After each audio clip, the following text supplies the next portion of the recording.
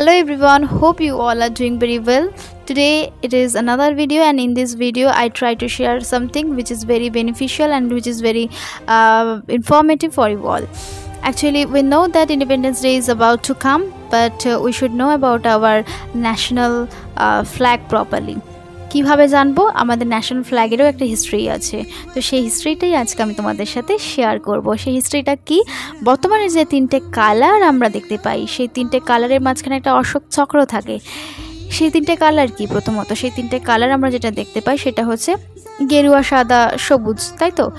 আর কিন্তু আগে কিন্তু এই তিনটে কালার ছিল না। তাহলে কি ছিল আগে তিনটে কালার? তাহলে কি ছিল? রেড, ইয়েলো আর গ্রিন।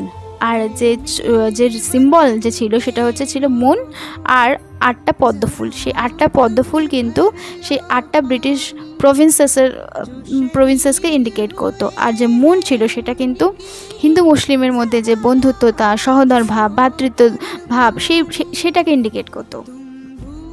আচ্ছা, এবার বলবে সবাই যে তাহলে এই ন্যাশনাল ফ্ল্যাগটা কবে হোয়েস্ট করা হয়? সেই ন্যাশনাল ফ্ল্যাগটা হোয়েস্ট করা হয় 1906 সালে কলকাতার গ্রিন পার্কে। তাহলে এবার সবাই বলবে তাহলে আগে কি এই ন্যাশনাল ফ্ল্যাগটাই হোয়েস্ট করা হতো যে কোনো মানে অকেশনে? একদম তাই। স্বদেশী মুভমেন্ট থেকে শুরু করে যত মুভমেন্ট হয়েছে সবেতেই। আচ্ছা, এবার বক্তব্য হচ্ছে এই যে আমাদের ন্যাশনাল ফ্ল্যাগকে জানা বা রেসপেক্ট করা, এটা কোথা থেকে এলো? এটা কিন্তু 51 মানে আর্টিকেল নাম্বার 51-এর এ থেকে। এই 51-এর এ কিন্তু আগে ছিল না, 42 নম্বর সংশোধনের দ্বারা 1976 সালে জোড়া হয়। আর এই যে 51-এর এ, এটা কিন্তু আমরা রাশিয়া থেকে নিয়ে এসেছি, ঠিক আছে? রাশিয়া থেকে অ্যাডাপ্ট করেছি। এই যে আমরা সবাই বলি না আমার আমার আমার, কোনোটাই কিন্তু আমার নয়, সমস্ত কিছুটাই কিন্তু কোনো না কোনো জায়গা থেকে অ্যাডাপ্ট করা। সব কিছুই আমাদের দেশের বলো বা কোনো মানে মানুষের বলো কিংবা আমার বলো, সবই কিন্তু কোনো না কোনো জায়গা থেকে অ্যাডাপ্ট করা। আমার কিছুই নেই, আমি বলে মানে অহংভাবটা যখনই ত্যাগ করতে পারবো তখনই কিন্তু সব কিছু শিখতে পারবো, জানতে পারবো। তো আমার বলে কিছু নেই।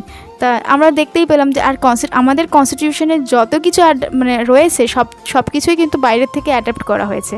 সিমিলারলি এই 51-এর এ, যেটা কিন্তু রাশিয়া থেকে অ্যাডাপ্ট করা হয়েছে। আচ্ছা, 51-এর এতে কী বলা হয়েছে? আমাদের national flag, national anthem, freedom fighters, তারপরে যত আমাদের ভারতীয় যত ধরো তোমার মূর্তি রয়েছে, যত মানে আমরা দেখি না অনেক স্ট্যাচু অনেক জায়গায়, সেসব স্ট্যাচুগুলোকে সংরক্ষিত করা। মানে এগুলো হচ্ছে আমাদের সম্পদ, ভারতের সম্পদ, এগুলোকে বিনষ্ট না করা, সমস্ত কিছুই কিন্তু এই ফান্ডামেন্টাল ডিউটিসের মধ্যে পড়ে। এবার আমার বক্তব্য, আমরা তখনই